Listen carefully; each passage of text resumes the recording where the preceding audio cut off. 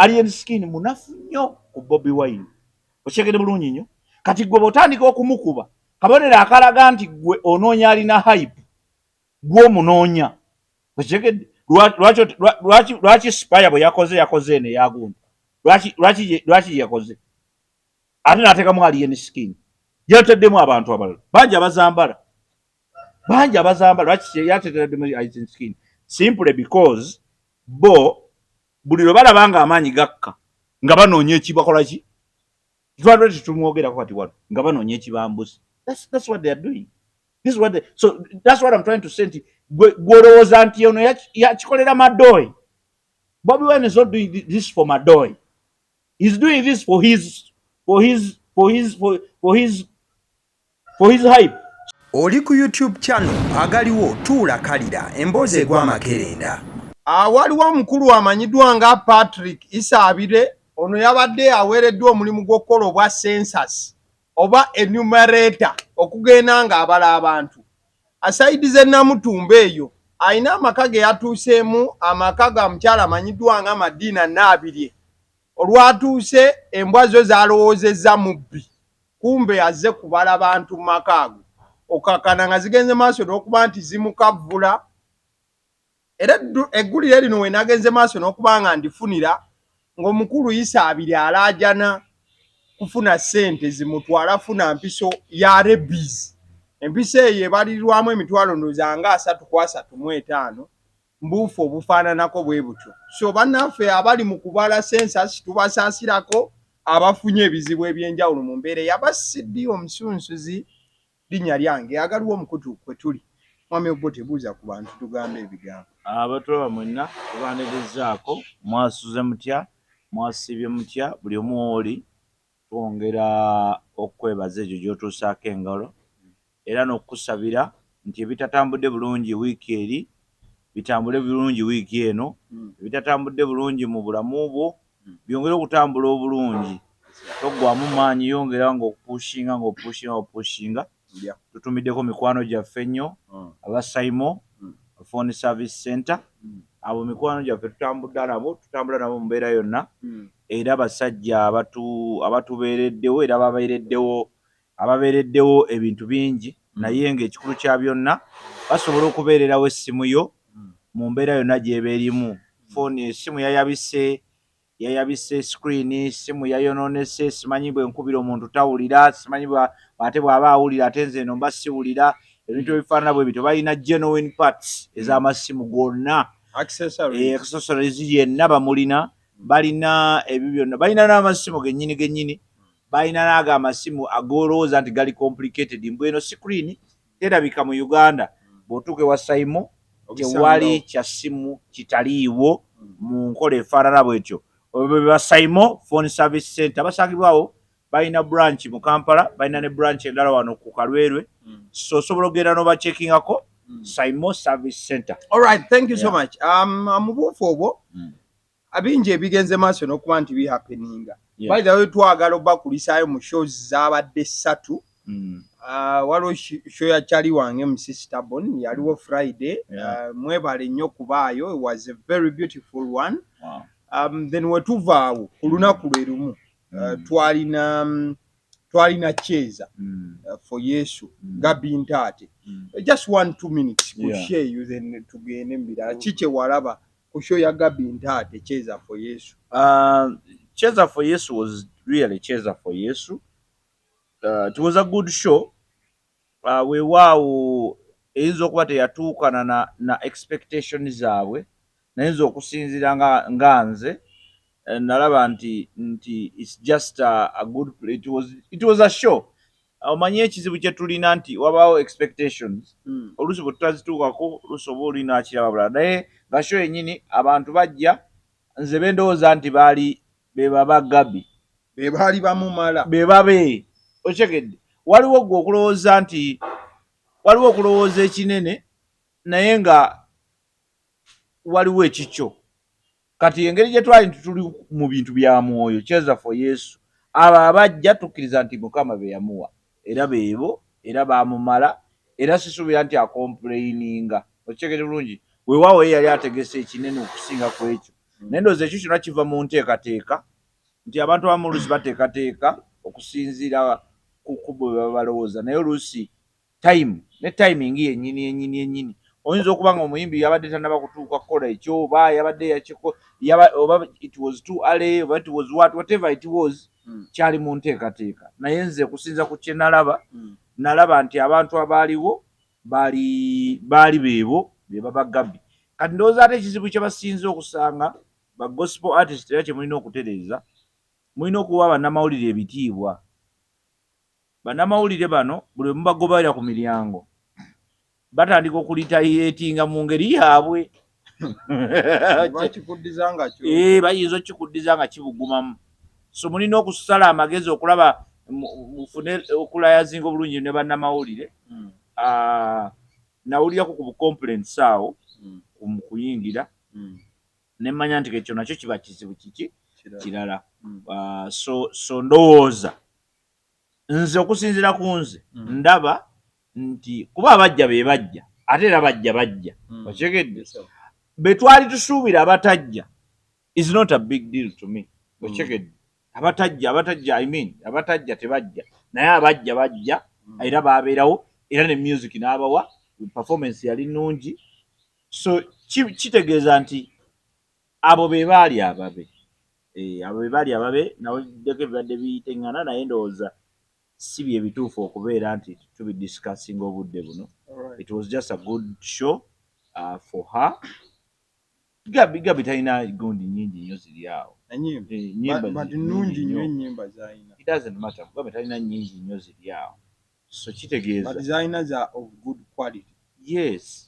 yes era si kye mbadde ŋŋamba kugambye alina ennyimba talina nnyimba nnyingi nnyo kitegeeza industry oba oli awo sheno yandibadde next year okitegedde naye bwe banga yabeerayo ku guno omulundi nebeera bwekyo kitegeeza ate next year to be better ontegedde bulungi nnyo so it is just a question of us understanding nti it was a good show to that level because pulling up a show is not an easy thing bano abatulaba eno ebbali abagamba show ya flopis show abo bo basobola okwogera naye okutegeka show kakabe olaba abantu bali mu kutegeka birthday party zaabwe oli ategeka birthday party ne flopping nga birthday party naye kale omuntu ategese show nga omuntu n'anaaba n'ayambala nga ze kulaba yeesiga ebizigo neetekao lipstick n'akwata ensawo n'alinnya bodo ba n'avuga amafuta ge n'ajja okulaba show yo ne babaamu 100 respect that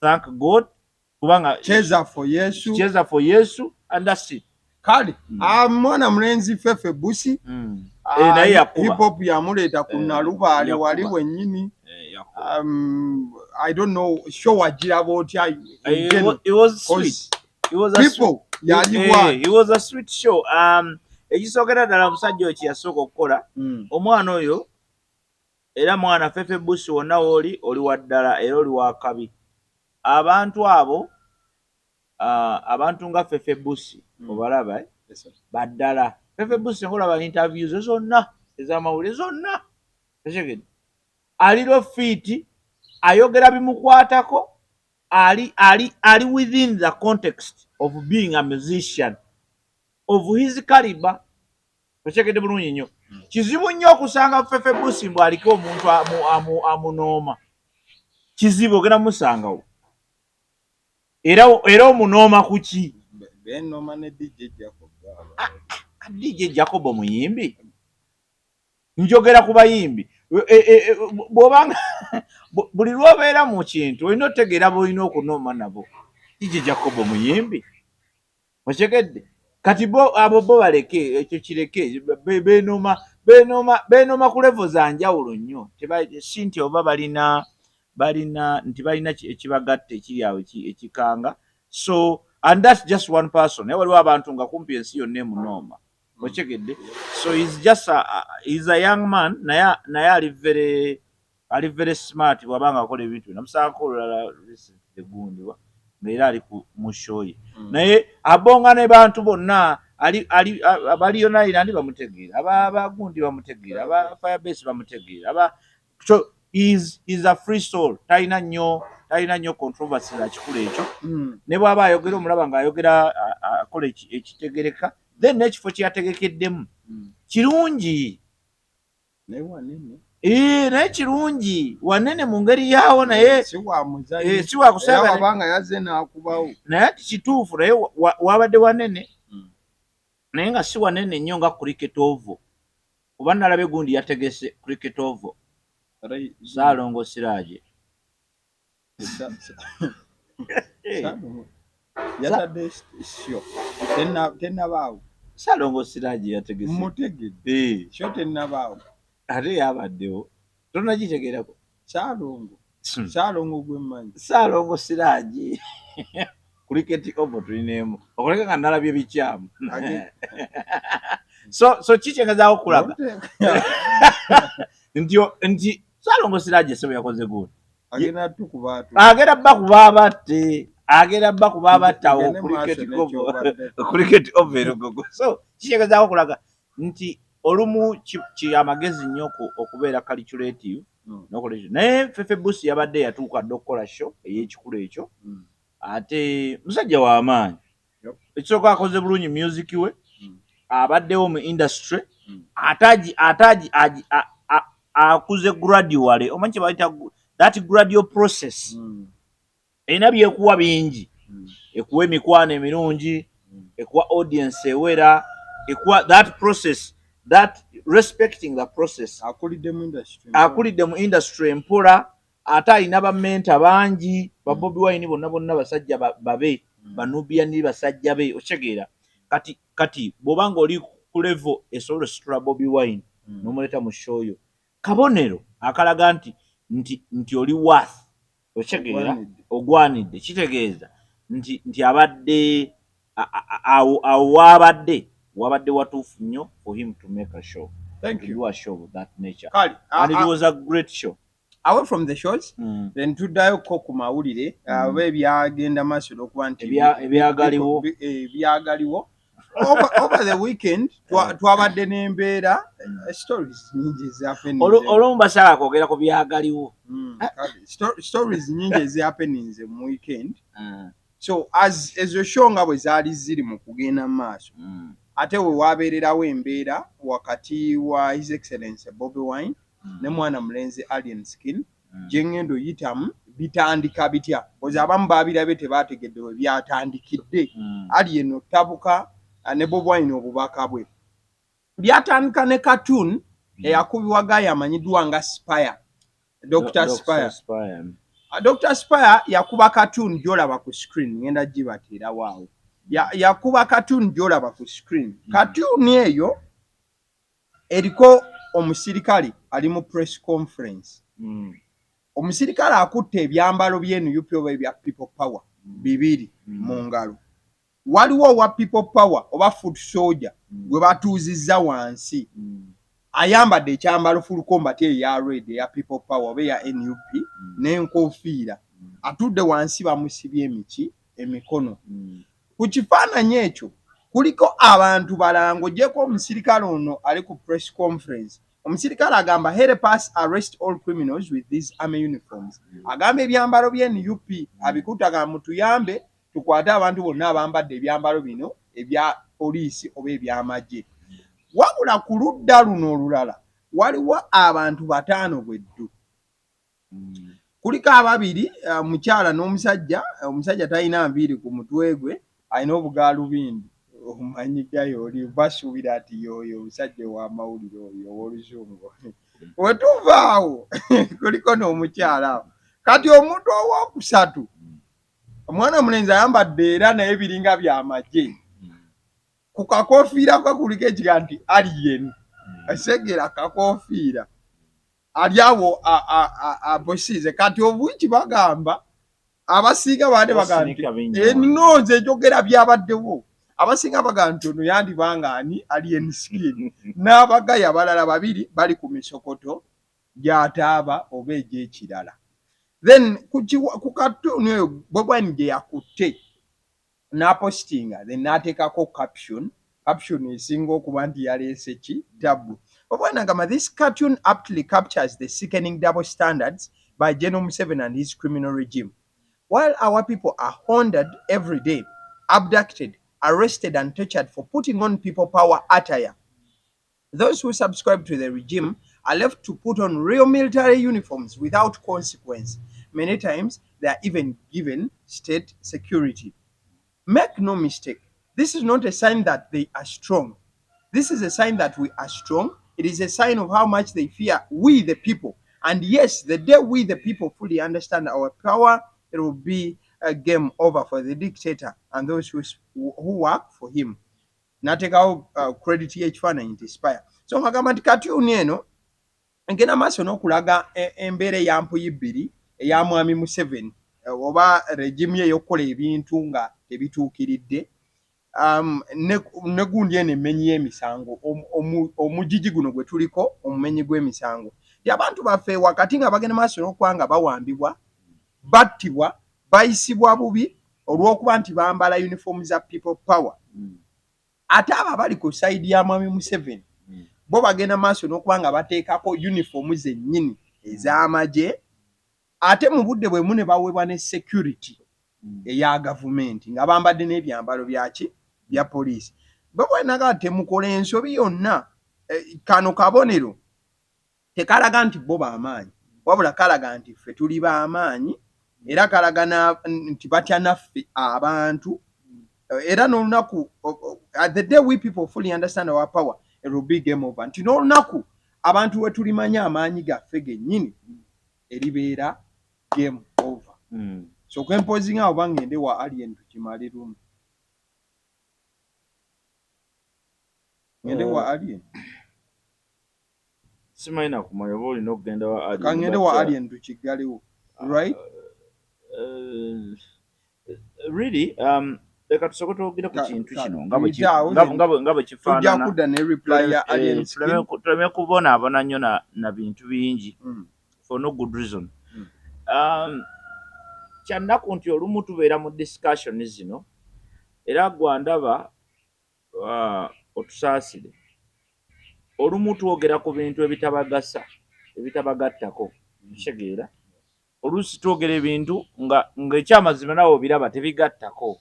Nga just bimala bumazi budde bw'abantu that and all that. So nga twogera ku nsonga endala ezirina amakulu. Bobi Wine omukulembeze wa NUP yava ku mulamwa. Kubanga omulamwa gwe mu ntandikwa it was people power. Nze nabagambirawo mu ntandikwa nze omu ku abo abantu abali mu people power. People power. Later it became NUP. That history I have. And I know how it happened and all that. But when it happened, nekindaga ekintu kinali newala obulamu bwange bonna. Ekintu ky'ebibiina, political parties. Oshegedde. Ebibiina birina politics waabyo, ebibiina birina ekibifuga ye government, kuba ebibiina bikolera under the government. Era ebibiina era bano bakozesa obutamanya ne balowooza nti government yekulemberwa Museveni yokka.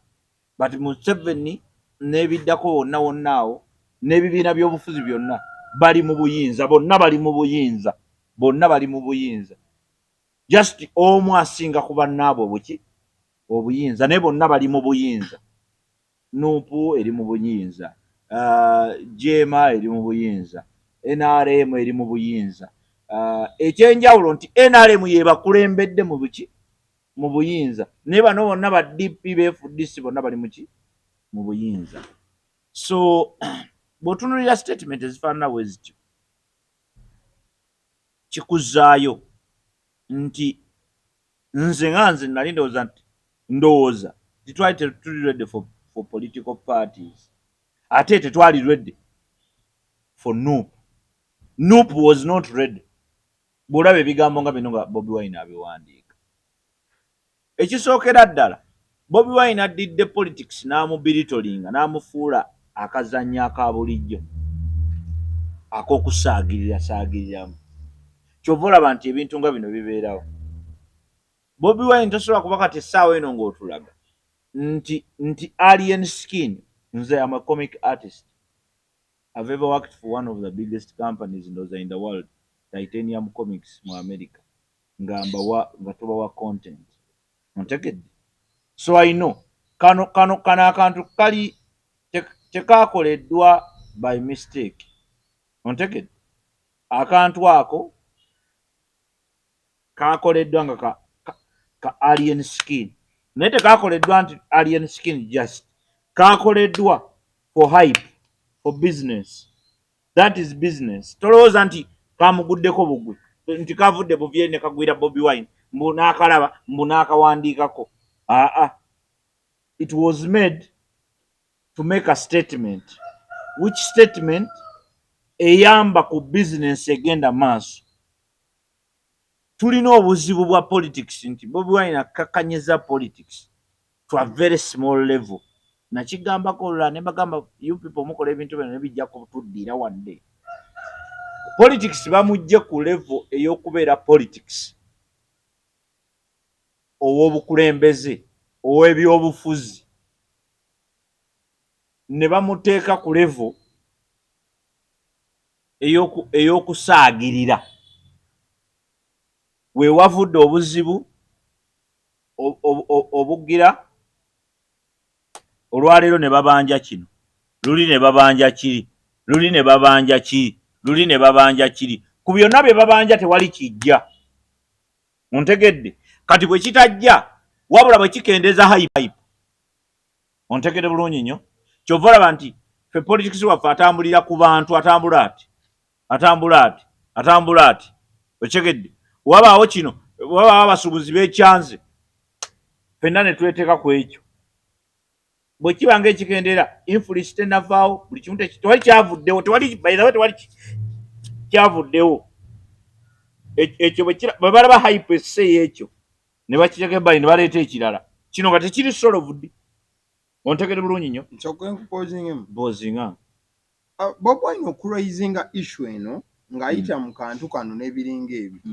Kyavudde kuba nti musajja we baamusibye. Gayi bamuyita Latif Madoyi. Yasibwa wiiki ewedde. Bagenda ne baraidinga ekifo kye waakolera side z'ekawo empaawo ne batwala buli kimu. Latif Madoyi ye gayi eyatungira Bobi Wine ekyambalo kya People Power kye walaba ayambadde e London. So Bobi Wine okwogera bino tolowooza nti yavudde buvi mu bbanga. I wanted to correct you. No. Nti basis ya kino essaawa zino Bobi Wine obulumi bw'ayina. Is this guy ali munda ate si ye yekka. Akati ekyo nkimanyi bulungi nnyo. Ontegedde? Njagala tuddeko emabega. Okwambala ekyambalo kino ekya Lwedi kye bambala. Nakulako n'omuvubuka olulala ono wa People Power yajja wano. Ekyambalo kino kye bambala. Kitegeeza ki? In whatever we are pushing now. Kitegeeza ki? It is an attire, maybe an attire that was put up by a political party in that line or for people to recognize themselves mu line efaananako bwetyo nti tuli baludda luno yeno nga bwolaba political parties ziba ne langi ez'enjawulo. So ebyo byebimu ku bintu ebikolebwa koze ebibiina ebyenjawulo bisanga ne capes ebijasi obukoofiira okatugeza abayere obasanga n'obukoofiira bwa yero bonjijako akakoofiira kange aka bbulu mba nvudde mu FDC. Kozine FDC era nabo balina kyembuuza bwe nkujjako akakoofiira ko aka bbulu oba ovudde mu FDC? Mbeera sivuddemu. Kyenkugamba nti mwekakanyiza kakati lwaki why of all people Alien Skin? Kubanga Alien Skin gwe balabanga asobola okubawa kye baagala in the line of hype. Okitegedde? Because ekyo yabadde asobola okukola statement ey'ekikula ekyo ng'ataddewo ekifaananyi kya People Power obanga ataddewo ekifaananyi kya Atayeri Anti kati- n'abuuza wuliriza nyamba ompulirize Okay, go on. kikuyambe Okay. yandibadde ateekawo ekifaananyi kya people power ontegedde bulungi nnyo n'agamba nti ekigundi kyaffe tekirina we kikoseza muntu yenna ontegedde bulungi nnyo kuba nja kukubuulira nti waliwo abantu abambala engoye z'amagye ffe tulina abannamawulire abagenda ne bamwambaza engoye z'amagye omanyi nti amagye gasobola okwambaza yunifoomu yaago nga toliwo amagye abeera on duty. thank you so much Kati Alien Skin abeera on duty. kakati gwe Wayambalira ebyambalo by'amagye. ani agaba duty ya state? Is it the state? Is it you? Is it Bobi Wine? Who gives the duty? Who puts people on duty? They assign people to do so. Yes. And when they are on duty, do you get to know? Gwomanya. So you want to assert No, that no, no. Alien abeera ku duty okwambala Let me tell you. Fe tuli ba artists. Fe tujjayo n'ebyambalo by'amagye ne tubisaba ne tubizanyisa mu theatre. Ontegedde nga tubisabye era process weeri. Era bangi baali babyambaddeko. Bobi Wine yennyini yabyambala ebbanga ddene, Chameleone yabyambala ebbanga ddene, Gundi Radio yabyambala ebbanga ddene nnyo, ng'olumu amanyina okukeera n'agamba nti leero sinze radio, nze Gundi, ng'ayambadde magye. So, aba artists bambadde ate si wano wokka ne mu America babyambala. But the idea of this type of politics is what I'm abusing, and I'm saying no to this kind of politics. Politics wa mono owokusiriwaza obusiriwaza abantu. But you're running away from the principle. No, let me tell you. Principle tevanga wo mwe mudduse. Bobi Wine, you cannot tell us now kubanga bakutte mukwano gwo. Tosobola tugamba nti kakati obuzibu Alien Skin. Because lwaki otekawo Alien Skin? My issue is there. Lwaki otekawo Alien Skin? You are creating this politics of yawula mu bantu. Kati oyawula mu bantu so that we have this kind of discussions. Bino discussion betubeeramu. Bikukuuma nga you are hyped. Oli mu mawulire buli omu awulira. Okitegedde buli kintu kyonna kyonna abantu kyeboogako ne mukibuukira ne mubuukira kino mubuukira kiri. Mwe mulina kiki kye mutunda? Mutubuulire kye mutunda tumanye nti ekyo kye tuliko. Naye muli mu kuwoza Museveni agende. Naye Museveni agenda atya nga muli mu bino. Anagenda atya nga muli mu bino.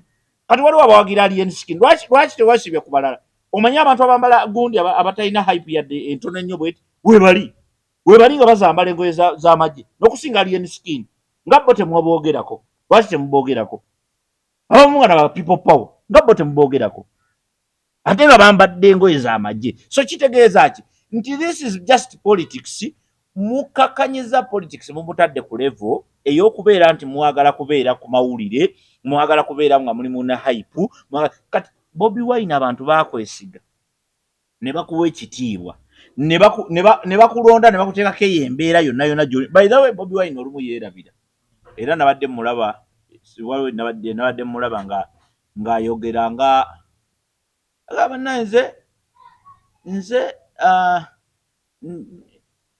abo bantu abambadde Gundi abo yes tukkiriza abantu baffe bantu bange and all that. Nengamba kati aba ono mwana power is getting to his head. Okitegedde? He needs to understand nti abantu be bamufuula kyali ekyo.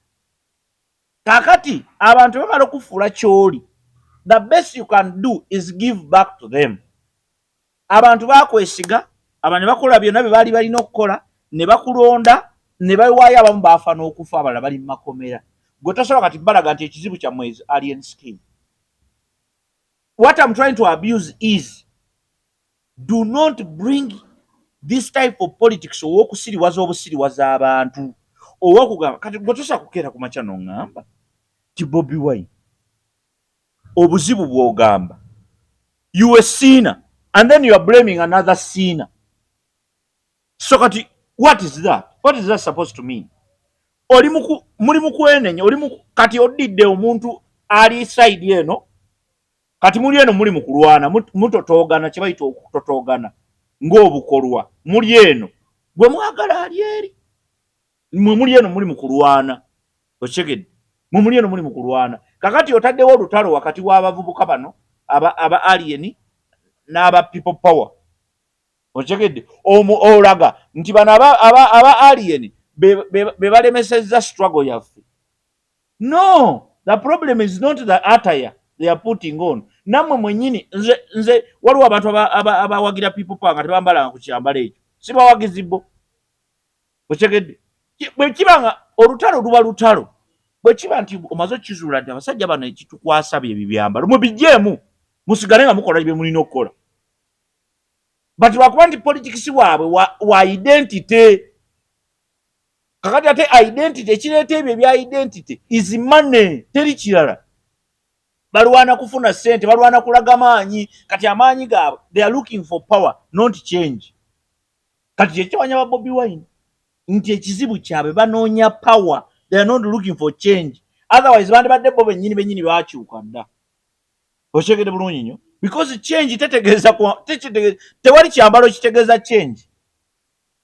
Bamuseveni bwe baali mu nsiko tebaalina na uniform babanga na bukodyokodyo nti waayi bwe nfunyako wano omanya nti oyo waffe okitegedde baali mu nsiko they didn't even have a uniform so uniforms are not uniform tetusobola kubanga tutunulidde uniform nti abantu baffe babakwatirwa uniform muzigjeemu musigale nga muli ku course naye course eruwa teriiwo.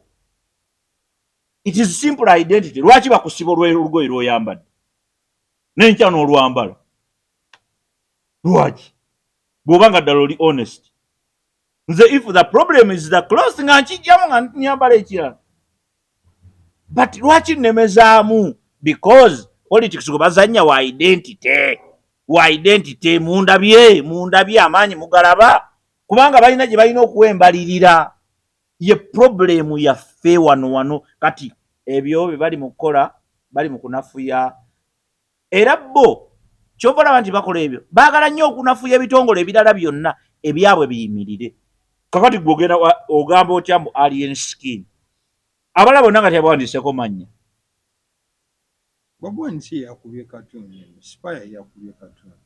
ekyo obwedda njagala nnyo okimbuuza who is Spire?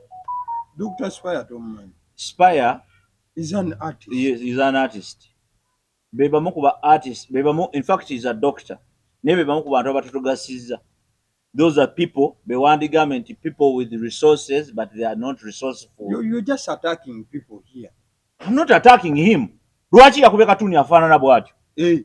Kati gwolagira omuntu ekyalina okuba. Kyenkugamba kati thank you so much. Kati gwolagira omuntu mu government mwe mugibulira ekyokukola. This is the point. Dr. Spire, Latif Madoy, n'abalala.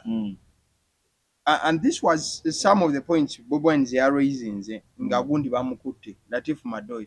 Dr. Spire ne Latif Madoy n'abantu abalala bali mu side ya art. Bakozesa art okubaako kye bagatta ku struggle. Anti uliza bakozesa art okubaako kye bagatta ku struggle. Ekyo kituufu. But the idea of putting alien skin on the forefront, it is a scam. Oshegede, nze ngamba I'm a comic artist. I know this was intended. Nze natunuli yakafana ngamba this was intended to alien skin. Kati boba manyi nti kati on alien skin ono yali mulaiti. Bo kye bagenderera kisinga kugwe kyolaba. Oshegede bulungi nnyo because bobo yebala ku uniforms banji bazambala banji. Walona abazigula obuguzi mu wino. Have you seen people putting on shoes z'amagye? Basiba babakwata. Naye temubyagala byogerako. And but some are spared. Ye issue one. Nanti uliriza. Mpuliriza bulungi. Basiba babakwata. Olunaku lwa alien skin lulijja. That is bwabanga abyambala mu bumenyi bw'amateeka. Naye bangi babyambadde kati ebyo byesibaako bya kisiru because ne Bobi Wine yabyambala ate yayambala yene ebisinga ebyo. Ate naye yayambala ebyaddala. Oshegedde. Yabyambala yaddala ebyaddala nga biriko n'ekyepe z'abajjeno yabyambala birungi akimanyi. Oshegedde. Kakati is a sinner and you are blaming another sinner. So what is the point? Gwe ensonga yeri ki Bobi Wine? Our issue is nze sifaayo bino byonna bibeerewo.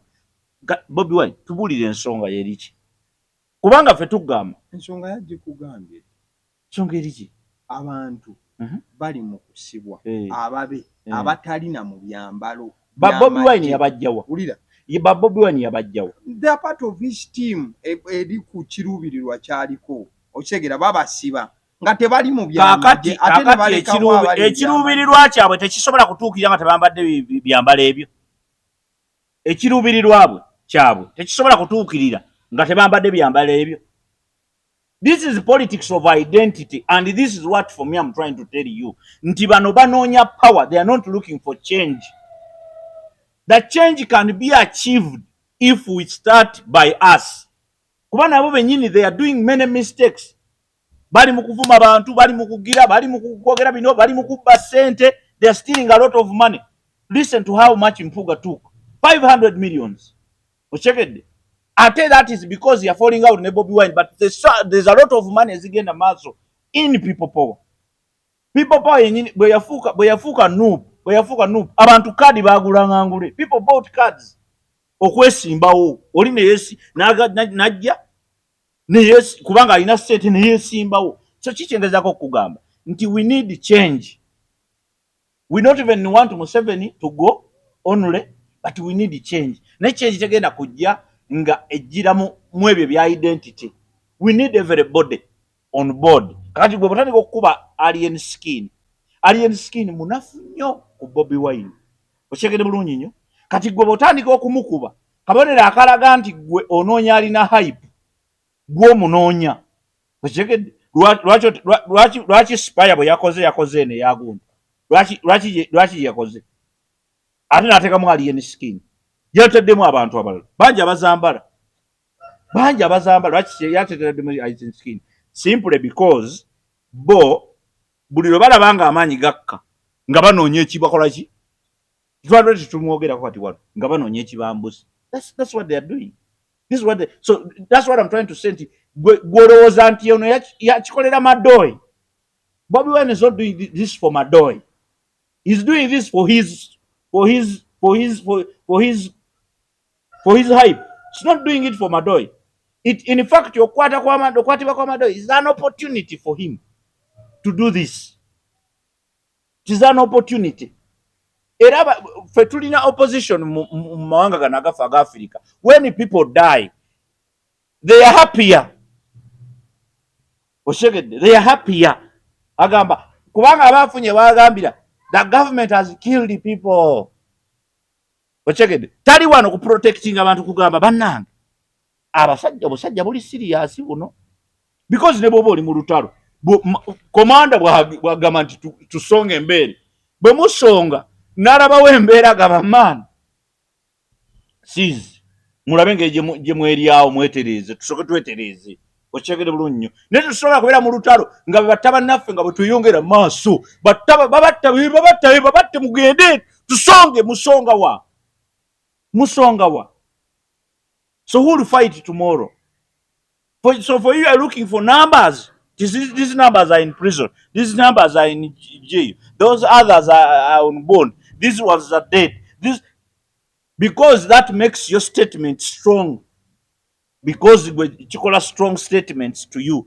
Kitegeeza nti politics gwe mutandise otuzanyisa oba gwe muzannya are very cheap. Now I want to take you back a little. Kugambe bigambo bino. Because I want to stop here on that. Kugambe bigambo bino. We need to make change. Change. Gwe nadiye yalowooza nti change mu Uganda etegeeza Museveni to go. I am telling you blank. It is not true. Museveni is part of what we want to solve. But is a very small part. You and I and all these other people are meant to be part of the change. Bano bonna abali mu kufa, be bali mu kusiba makomera, be bali mu kusiba abali ekigo, abali mu prisons awa zonna, they are part of us and they are part of the change. They should be part of the change. Not this type of change ya Bobi Wine. eya hype erina okuba change erina okubeera very scientific. Ekyo kimu. Ekyokubiri, let us not do the mistakes. It is very good to learn from our mistakes. Bye twayigirako ebyedda. Okyegedde. Waliwo ebintu ebyabeerawo ku Museveni ng'essaawa eno bitukosa. Ontegedde? For example, bajjajja baffe baali bajja. President Museveni tebaamubuuza nnyo gw'oyagala ki. Baamugamba nnyo bye baali baagala. Okyegedde? Twagala kabaka waffe, twagala federo, twagala mirembe, twagala kwebaka ku tulo, twagala twagala. Era n'abibasuubiza era n'abibawa. Okyegedde? Naye kye bataakola kwe kumubuuza gwe oyagala ki. Senga abajjajja baffe yabagamba nti njagala kubafuga paka lwendifa tebandikkiriza. Bandigamba kabaka abeerayo abeereyo, togenda tufuga paka kufa ssebo. Ontegedde? So tulina ekyo kibuuza. Essaawa eno nze my question to Bobi Wine is one. Bobi Wine, what do you want from Uganda? Yes, you have told us you want Museveni to go. You want Museveni to go because that's your main point. You want a dictator to go. What are you bringing to replace? Ekyo kyokka. Nze once I have those answers, I am okay. So si bino byogamba tujja kuba n'enguudo ennungi biki ebyo byonna is story. Ebyo story. Anyone can do that. Anybody can do that. Okyegedde? Twagala amalwaliro amalungi. Amalwaliro ojja gazimba. Mu Uganda twali tuladdemu n'amalwaliro amalungi. Naye character wise ne goonooneka. Ng'ekigoononye si kuba tegaliiwo. Nga gazimbiddwa, eddagala ne liteekebwamu, n'abantu ne babeeramu, ne baddokita ne babeeramu, n'era abantu ne bafiiramu. Kati ne weebuuza obuzibu buli ludda wa? We need change. Netandikira ku nze naawe. Ekisembayo. Services. Oba kyewandiise service deliver and all that. Ladies and gentlemen, bwe tuba nga twagala eggwanga okukyuka lino, ekisookerwako, I'm telling you as a community expert, ebizibu bya Uganda tebiri political, tebiri economical, tebiri anywhere to that. Naye ekizibu kya Uganda ekisinga obunene is a social problem. Social problem. It is not a political problem. It is not an economic problem. Si bwavu. Si sente. Ontegedde? Si politics. And you have to fuga and all that. But it's a social problem. Because social yetuulako bino byombi. It is a society, the social problem. Social girabe nga bw'oba okola pizza yebeera do. Ekikyapati ekyo kye bakola. Kale bateekako pepperoni, whatever, meat, oba baagala nyama, oba greens, oba whatever it is. Whatever they put on top. The social. Kati fe social yaffe yayonooneka. Kati ba Bobi Wine bagyongera kugisinkinga. We have a social problem mu Uganda. A social problem yokka yeesumbuwa Uganda olwaleero si ssente. Kubanga if it was money, if it was really money, nti economics mubi nnyo. Kyandibadde, I mean, America zezimu ku nsi ezisinga okuba ne budget eyimiridde. GDP mu nsi yonna kumpi. Ndowooza America oba yeesinga. Naye yeesingamu abantu abali homeless. Bava ku kyate baabo. Okyegedde? Naye ng'ate ffenna gye tuddukira, ffenna buli omu gy'addukira. Okyegedde? Si mu Uganda. Mu Uganda oyo ayavuwala ali mu kayumba ke, mu kanankanike. Abamu bali ne ku street awo, ate nga mu kyalo balinayo ettaka, naye ng'agamba nzaga, ate balinnya bbaasi ne baddayo after like a week or two. Naye ng'ate yasula ku street mu Kampala. So kikyengezaako okugamba. But those ones, they have no option. Talina kyalo, talina ki, alina Amerika ye. Naye ate n'akulaga nti waali. Then, This social problem jimbadde nkugamba mwe muvudde ebintu nti tutandise okulaba bannaffe nga threat. Oddidde Omunayuganda eyakuwa akalulu alina omwana we mu kkomera n'omulaga nti kati alien skin ye problemu yo. Oddidde omuntu gwe baasiba nga baamusibira politics, baamusiba kuba yali ayambadde bereeti yo. Essaawa eno n'omulaga nti kati obuzibu tebuli anywhere, ono ye buzibu. Politics oyo owa identity oyo, politics oyo ow'okukakkanya, ow'okulaba nti institutions, ow'okwekuba bwe muti, atali waawamu naye ow'okwekuba nti katukuba ono tumulaba nga threat, ono tumulaba nga threat, mulabe nti mwe muli wali. Oyo politics agenda kukola, agenda kuba costinga kinene. Kubanga in fact agenda kuba costinga, bali agenda tukostinga ffenna. So we must fix the social problem. Tulina okutegeera first of all okumanya nti ffenna tuli Bannayuganda, ffenna tuli Bafirika. Atannaba kutegeera kosi gye tuliko, tumulinda ajja kutuuka, ajja kujja. Naye tetugamba nti ate kati oyo mulabe waffe. Kubanga bwe tubafuula abalabe, we are creating more enemies and we are losing out. Essaawa eno waliwo mwana wa people power ayagala nnyo alien skin omuleseewa. Ng'akkiriza mu people power naye ng'ayagala nnyo alien skin. Ati omuleseewa ye omulese kuki? Okyegedde bulungi nnyo. Then mwe baprofesa nga baspire, please help us, mutuyambeko because mwe muli bayivu nnyo naye ate muganyo tugattako. Nze nakugamba nti ekimu ku bizibu bya Uganda be bantu abayivu ennyo abaganya okubaako kye bagatta ku society zaffe. Muganyo tuyambako, mujje musomese abantu. Jangu come and teach people. Mujje musomese abantu, musobola. Okyegedde bulungi nnyo. Naye mwesibeeyo ne muleeta controversy mu society zifaanana bwe ziti. Alien skin gwe wali omusisinkanyeeko. Omanyi lwaki ayambala ebijaketi bye?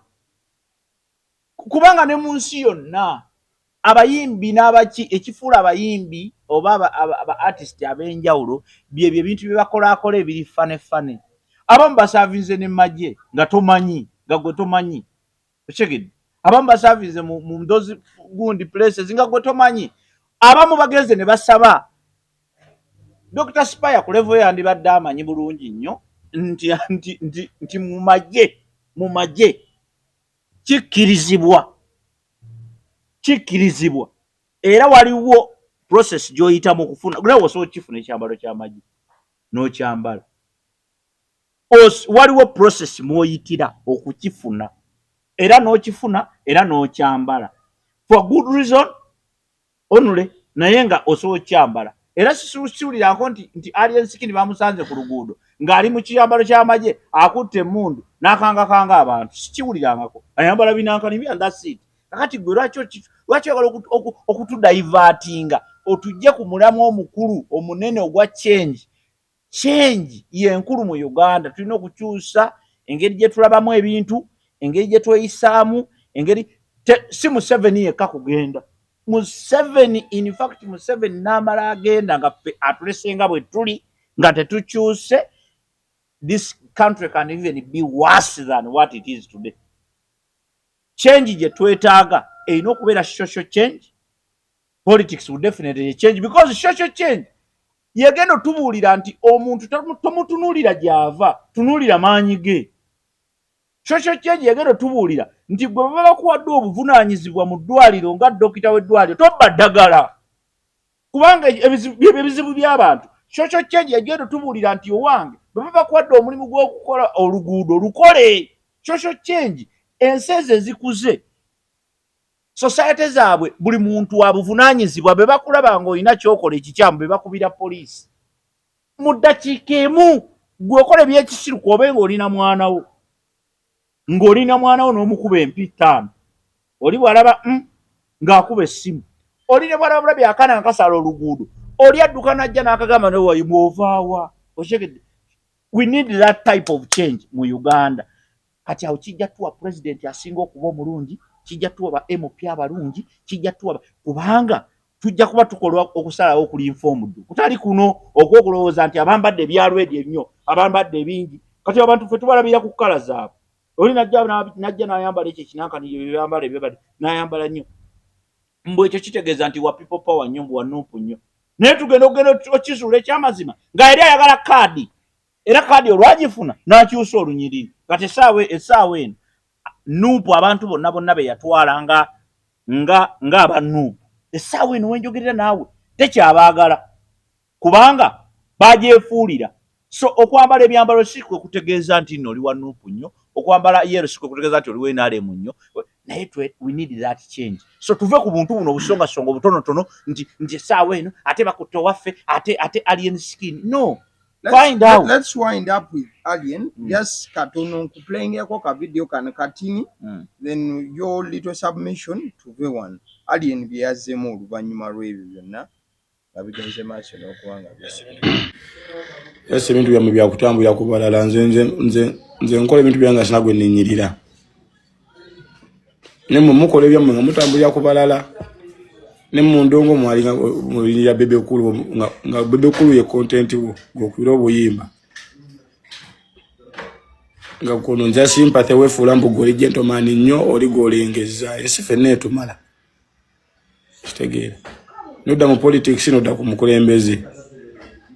Mukulembeze akulemeredde atoze we fula yaga okudda mu music ato yakusanga wabaliyo. Kati mundongo bera upcoming kuba omulali Donda ko kimu kuba ndongo bera mukulembeze sinasubira kuira mukulembeze muna boyi bamu bonna monna mutuleke ffe tuwegwira dda otherwise titwaga tugende namu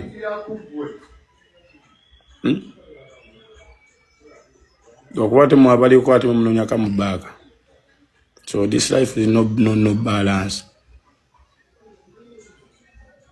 ndoza guno guwedde mangu sana bigende wala nnyonyo kusatu kukanyonyo tune byokola ebirala we want money twagala money bali balekane naye kati mugena kuva mukulekana mtu asamire ne buboyi bwa mmwe kitegere ngende mukwataka sajja wali ka dictator manyi we kali mwabisaka sajja nze ndi dictator wa ndongo saba yawira tukwataganya bulungi kamaloba tayulimba lumu lumala wembera yonna jasu olulingo olwenkwatagana mbubi enkwatagana yange yaffe nammwe tugira birayika ya mbubi kuba kati sitaani alabika takyatuma eyimukira nekuba olimba jasu olwenkwatagana tukwatagane mbubi nenga jasu buli muntu asigaza respect yenze kyagala respect zikambere bwenti nasalawo nswaze mmwe nze mbere ng'ekyokulabirako kyammwe ekibi gwe boba oli eyo n'omwana wo mugambe tujja kutera ali eri akulye nze mbere bwenti then gujjo be smart nsi ffenna etumala ne katonda yalekawo sitaani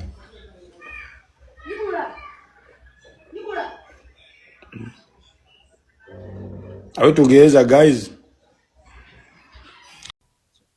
Byebyo no. That was Alien Skin's reply.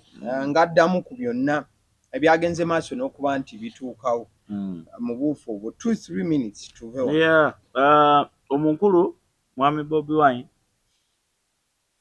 alina challenge yakuba nti buli kimu akyagala. Yagaana okukkiriza nti tusobola okubeera mu nsi n'abantu abalowooza mu ngeri endala. Alowooza nti buli muntu omanyi bw'okoowa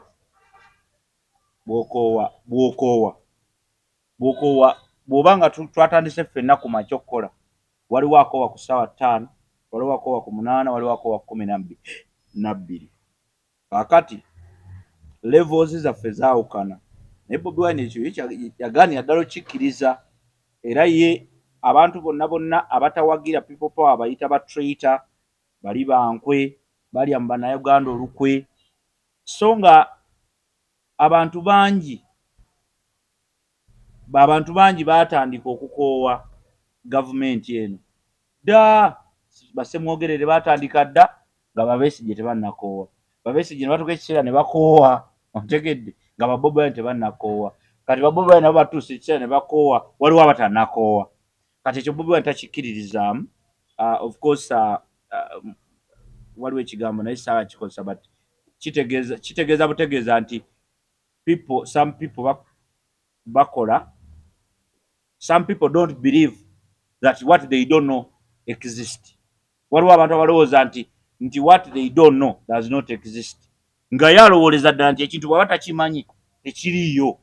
Kati ye Bobi Wine style eyo. So mu nkola efaanana bw'ekyo ffe twalaba Bobi Wine from the beginning nga tuta naye style ye ya relevance. Ye yaba omutuufu all the time.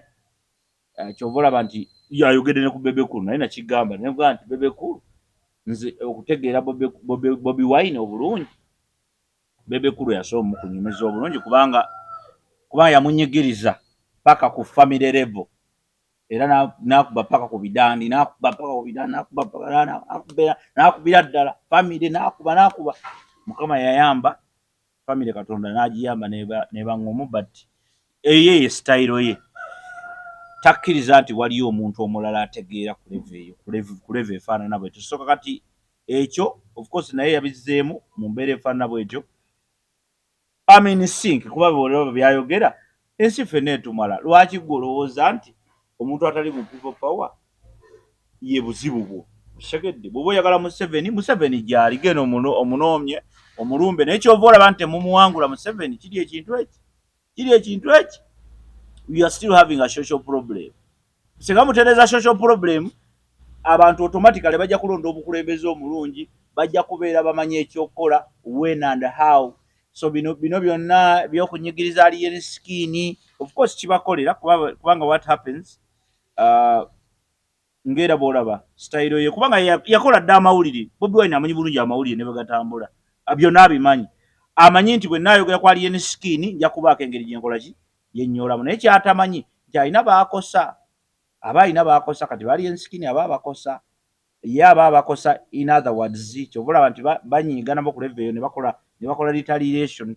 Tukiraba ebbanga ddene nti abantu bangi babadde yeegaana naye ate amala n'ababongako ekimu ku biraga nti ye yennyini kati atandise okwesitukira era gundi akigambye atandise yennyini kati okwesitukira kubanga luliya tubadde tumugamba bannange abantu bavuma abantu bavuma bawemula bakola batya n'agamba nti abo si baffe oba abo sibayi bagira naye tubagamba tugezaako bagamba sibayi gyabagambira kuba publicly agamba nti tubagamba naye ate tabagamba nko publicly naye what has happened kati ye yennyini atandise okukola ki kubanga ekintu ng'ekyo nze ku level yange oba ku ntegeera yange nandibadde ndowooza nti Bobi Wine si yangi kipuleesinze